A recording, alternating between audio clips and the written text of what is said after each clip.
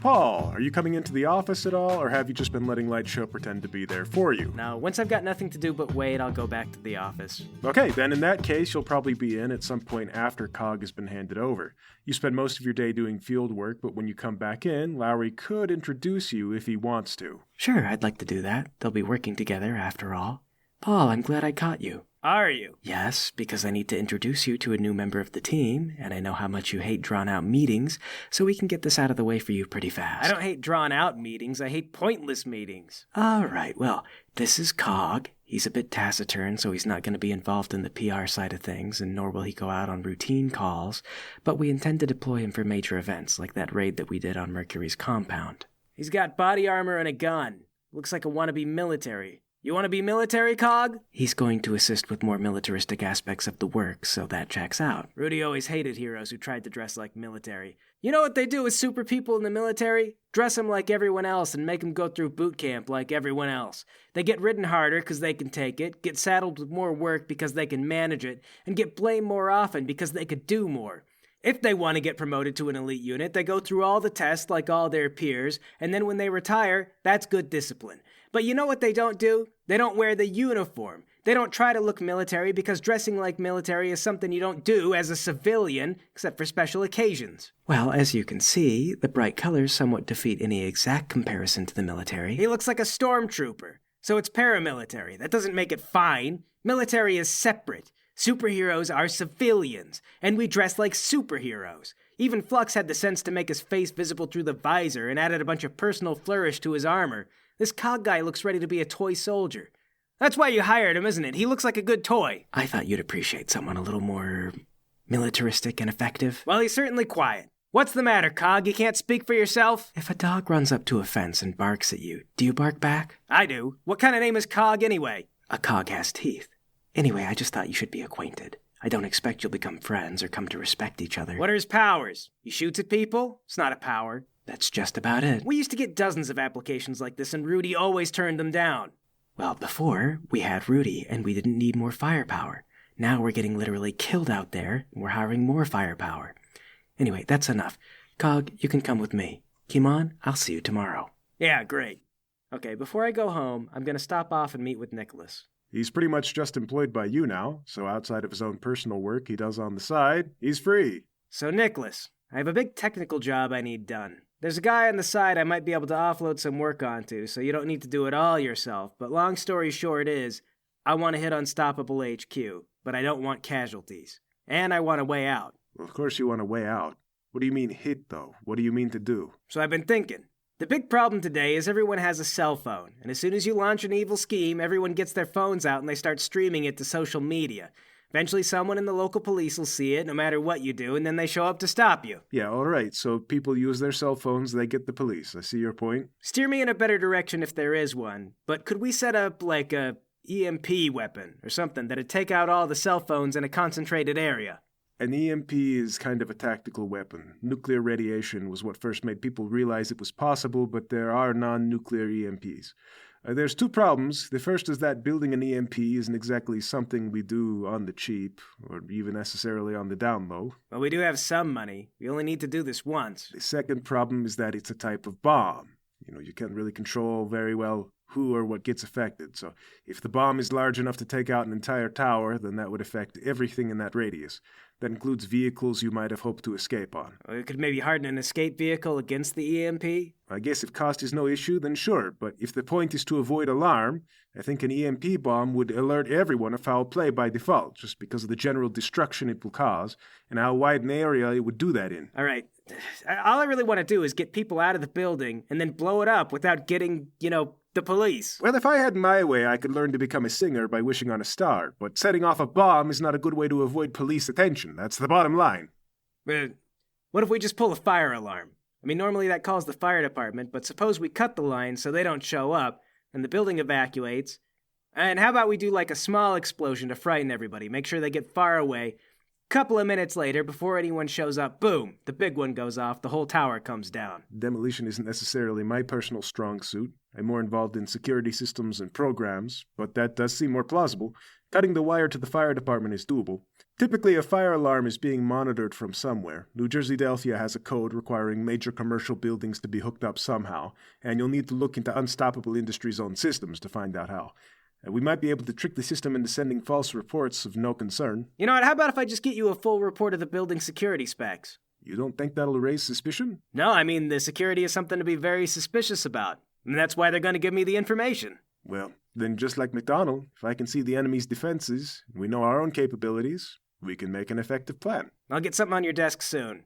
All right, so the next day at work, I go to talk to Lowry. Sure, Lowry. You have anything you want to do? What do you need, Kimon? I've been a little on edge lately. You've been on edge for your entire life. You're the definition of an edgy person. I mean about Mercury. I've been trying to track down leads and figure out his next move, but what has me worried is that if he were me, I'd be planning an attack. On what? Well, we made a fool of him, and he's working with other villains. Villains have big personalities, they all think they can rule the world, and as soon as the chips seem down, they start fighting internally.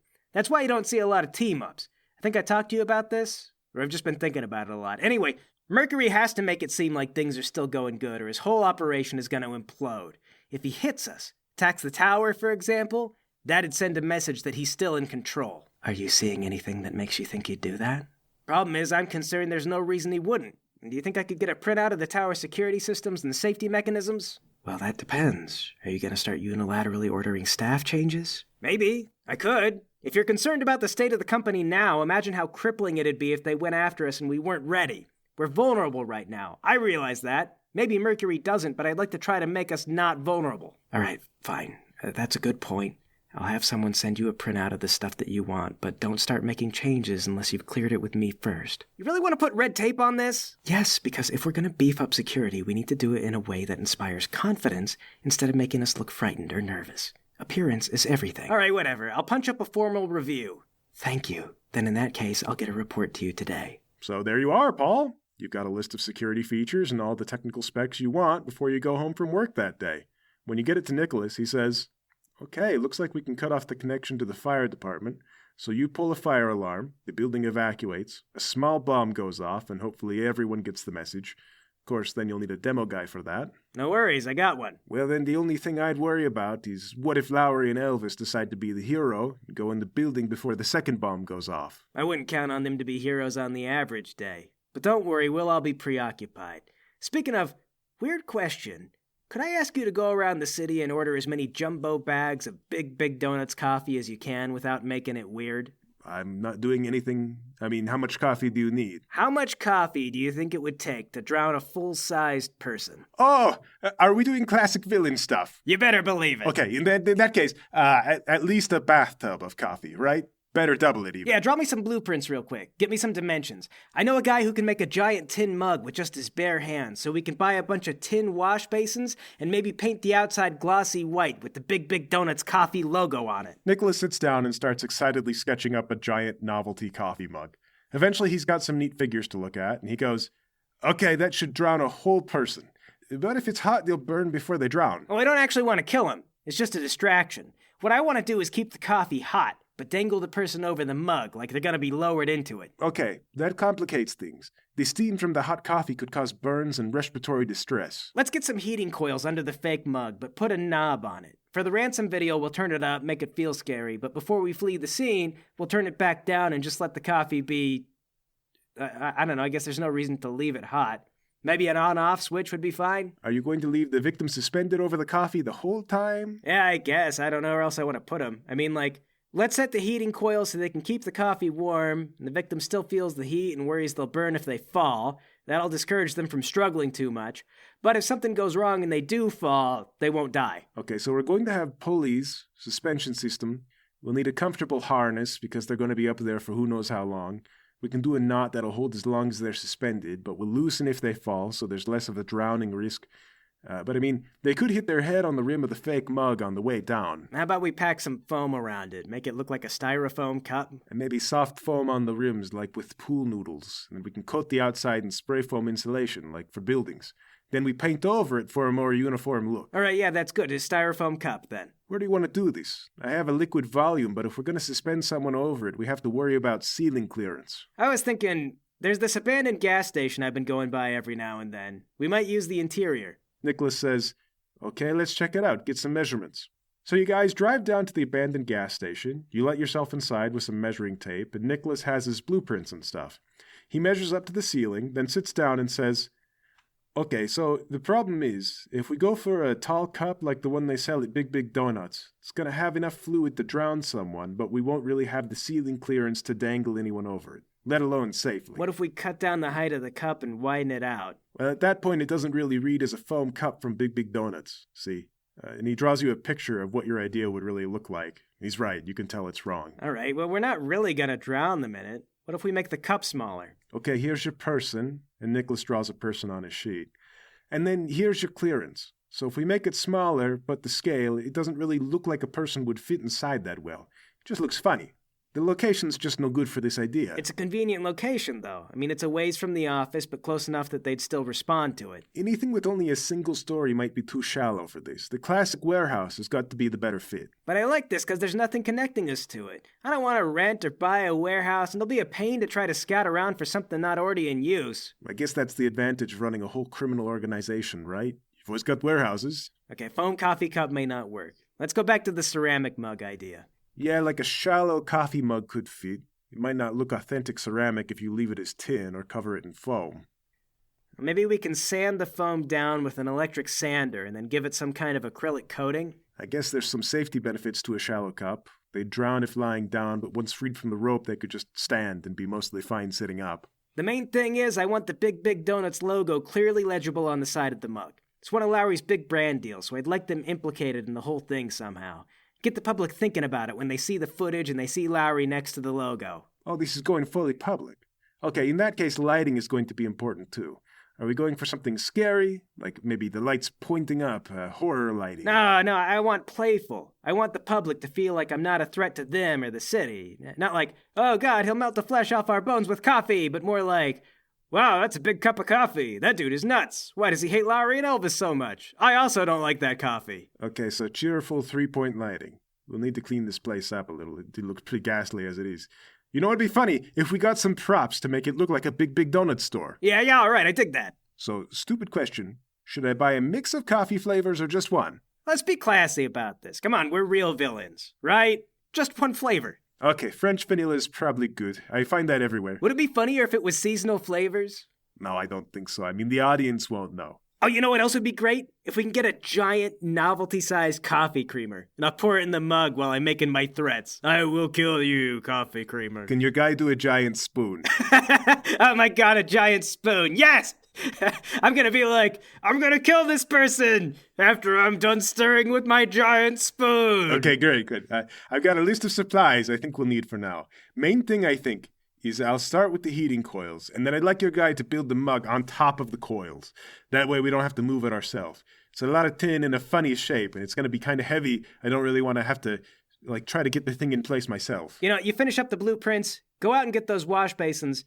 I'll call my guy. Nicholas finalizes the blueprints. You'll have a rig to lower a grown adult into a cup of coffee, and the coffee can even be heated so it seems genuine.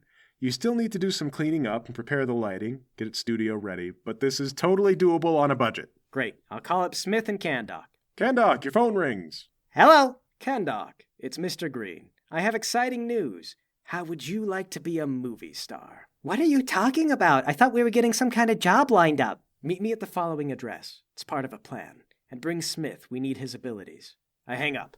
What now? Mr. Green wants us to meet him at a gas station. He says we're going to be movie stars. That doesn't sound like a good way to avoid being arrested. Well, he can't mean it literally. We going? Well, now I gotta see what he means. Yeah, let's go. Okay, the two of you arrive at the abandoned gas station.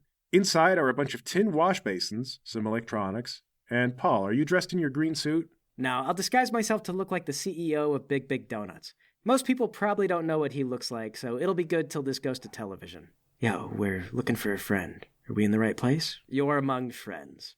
Come, I have something to show you. We're going to make a little distraction, a kidnapping to pull the attention of Unstoppable Industries so you can go in and do the real job. Here, look at these sketches. These look professional. It's a coffee cup, a giant coffee cup, and a giant spoon. We're going to have a wonderful time.